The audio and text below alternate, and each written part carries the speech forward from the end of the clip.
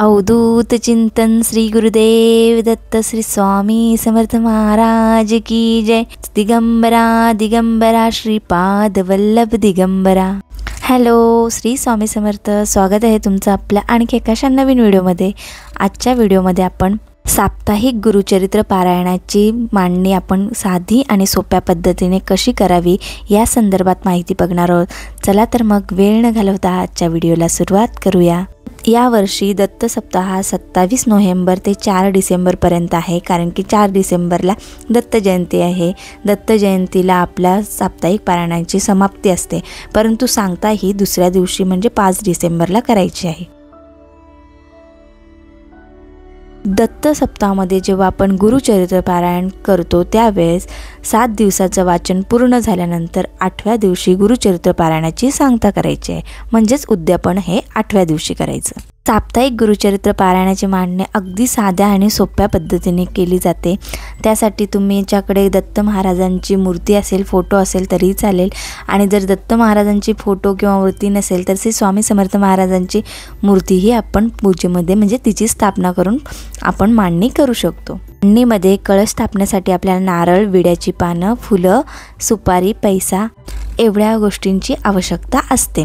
सर्वप्रथम ज्या दिवशी आपल्याला साप्ताहिक पारायण सुरुवात करायची त्या दिवशी सकाळीच ब्रह्ममुहूर्तावर उठलेला अतिउत्तम। त्यानंतर स्वतः सुश्रुत होऊन घर स्वच्छ करून घ्यावं, फरशी पुसून घ्यावी।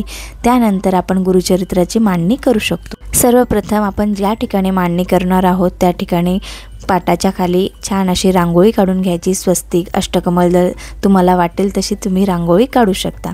त्यावर हळद कुंकू सोडायचं। नंतर स्वच्छ केलेलं चौरंग ठेवायचं। चौरंगावर तुम्ही लाल वस्त्र, पिवळं वस्त्रही अंथरू शकता।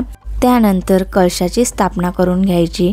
कळशामध्ये पाणी भरायचं, त्यात फूल, सुपारी, पैसा, अक्षता, हळद कुंकू टाकायची आणि कळशावर स्वस्तिक काढून घ्यायचं। स्वस्तिक काढताना स्वस्तिकाच्या बाजूला 2 रेषाही ओढून घ्यायच्या। त्यानंतर कळशामध्ये विड्याची पानं ठेवायची, 5 विड्याची पानं ठेवायची, त्यांना हळद कुंकू लावून घ्यायचं। त्यानंतर नारळ ठेवून कळशाची स्थापना करायची। नारळाला हळद कुंकू वाहून घ्यायचं। कळश कधीही तसाच ठेवायचा नाही, त्याच्या खाली त्याला अक्षतांचं म्हणजे तांदळाचं आसन द्यायचं। इथे तुम्ही त्याच पाटावर गोल असे तांदूळ पसरवून त्यावर कळशाची स्थापना करू शकता, परंतु मी ते छोट्या प्लेटमध्ये तांदूळ घेतले आणि मग त्यात कळशाची स्थापना केलेली आहे। कळशाला फूल अर्पण करून घ्यायचं।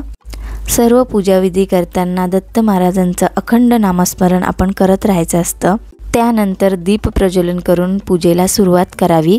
त्यानंतर तुमच्याकडे दत्त महाराजांची मूर्ती असेल तर ती घ्यायची, दत्त महाराजांची मूर्ती नसेल तर स्वामींची मूर्ती असेल ती घ्यायची। तिला पंचामृताने, पाण्याने अभिषेक करून घ्यायचा। हा अभिषेक करत असताना 1 वेळा पुरुष सूक्ताचं वाचन नक्की करावं। जर तुम्हाला पुरुष सूक्त येत नसेल तर मग श्री स्वामी समर्थ नाथ श्री गुरुदेव दत्त म्हणून तुम्ही अभिषेक करू शकता। अशा प्रकारे अभिषेक संपन्न झाल्यानंतर छान मूर्ती अशी स्वच्छ करून घ्यावी। छान पुसून वगैरे मूर्ती झाल्यानंतर स्वामींना, दत्त महाराजांना अत्तर, सुगंधित आपलं हिना अत्तर स्वामींना अतिशय प्रिय आहे। हिना अत्तर स्वामींना, दत्त महाराजांना लावून घ्यावं। तर तुमच्याकडे स्वामींची, दत्त महाराजांचीही मूर्ती नसेल, फोटो असेल तर तुम्ही नक्कीच स्वामींचा किंवा दत्त महाराजांचा फोटो पूजेत ठेवू शकता। पूजेत फक्त फोटोतला तुम्हाला अभिषेक करता येणार नाही, तर फुलाने पाणी शिंपडून अभिषेक तुम्ही फोटोचा करू शकता। शेवटी आपला भाव अत्यंत महत्त्वाचा आहे। आपण किती निर्मळ मनाने, भक्तिभावाने पारायण करणार आहोत हे अत्यंत महत्त्वाचं आहे। त्यानंतर स्वामींची, दत्त महाराजांची मूर्ती स्थानापन्न करून घ्यायची।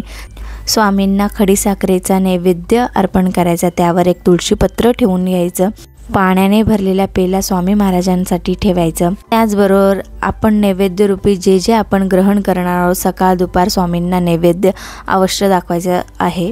रोज म्हणजे पारायण जोपर्यंत सुरू आहे सप्ताहापर्यंत रोज सकाळी आणि संध्याकाळी स्वामी महाराजांची आरती, दत्त महाराजांची आरती आपल्याला करायची आहे। हा व्हिडिओ आपला फक्त पूजा मांडणीचाच आहे। वेगळा व्हिडिओ आपल्याला नियम, अटी आणि गुरुचरित्र पारायण कसे करावे या संदर्भातला वेगळा व्हिडिओ आपल्या चॅनलवर आहे, तिथे तुम्ही जाऊन तो पाहू शकता। गुरुचरित्र पारायण हे ब्रह्ममुहूर्तावर केलेलं अतिउत्तम कारण की पहाटे खूप शांतता असते, त्यामुळे मन हे एकाग्र होण्यास मदत होत असते। अशा प्रकारे मांडणी झाल्यानंतर स्वामींना पुष्प अर्पण करावं। सोनचाफ्याची फुलं ही स्वामींना खूप आवडतात, ती असतील तर अतिउत्तम, किंवा पिवळे शेवंतीची फुलंही स्वामींना खूप आवडतात, तीही तुम्ही पूजेमध्ये वापरू शकता। गुरुचरित्र पारायणामध्ये पिवळ्या शेवंतीच्या फुलांचाही उल्लेख आलेला आहे। गुरुचरित्र ग्रंथ हा 5वा वेद मानलेला आहे, म्हणून या ग्रंथास अनन्यसाधारण असं महत्त्व आहे।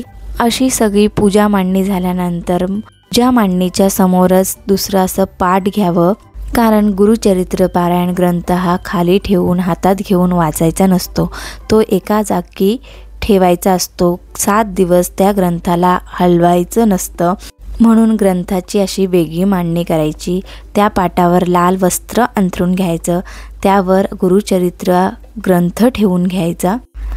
ग्रंथाला गंध, हळद कुंकू, अक्षता, फुलं अर्पण करून घ्यायची आणि ग्रंथाला अगरबत्ती ओवाळून ग्रंथाची प्रथम पूजा करून घ्यायची। त्यानंतर संकल्प करावा। संकल्प कसा करावा की उजव्या हातात एक पळी पाणी घेऊन त्यात अक्षता, हळद कुंकू आणि फूल घ्यावं आणि स्वतःचं नाव म्हणावं, गोत्राचं नाव म्हणावं आणि हे गुरुचरित्र पारायण माझ्याकडून निर्विघ्न पार पडू दे आणि आपली जी काही इच्छा असेल ती बोलावी आणि पाणी हे त्या मनात सोडून द्यावं। त्यानंतर वाचनाला सुरुवात करावी। पारायणाच्या सुरुवातीत प्रथम स्वामी स्तवन, एक माळ श्री स्वामी समर्थ आणि गणपती अथर्वशीर्षाचं पठण करून मग अध्यायाला सुरुवात करावी। प्रत्येकाने गुरुचरित्र पारायणाचा अनुभव आयुष्यात एकदा तरी नक्की घ्यावा। हा अद्भुत आणि दैवी अनुभव ज्यावेळेस तुम्ही पारायण करणार त्यावेळेस तुम्हाला नक्की येईल। चला तर मग याच नोटवर आजचा व्हिडिओ इथेच संपवते। व्हिडिओ जर आवडला असेल तर व्हिडिओला लाईक, शेअर आणि सबस्क्राईब करायला मात्र विसरू नका। तर सर्वांना दत्त सप्ताहाच्या हार्दिक शुभेच्छा। या दत्त सप्ताहामध्ये तुम्ही दत्त महाराजांची, स्वामींची भरपूर सेवा करा। नाहीच गुरुचरित्र पारायण करायला जमले तर संक्षिप्त गुरुचरित्र पारायण करा। पुन्हा भेटू अशा आणखी एका नवीन व्हिडिओमध्ये। श्री स्वामी समर्थ।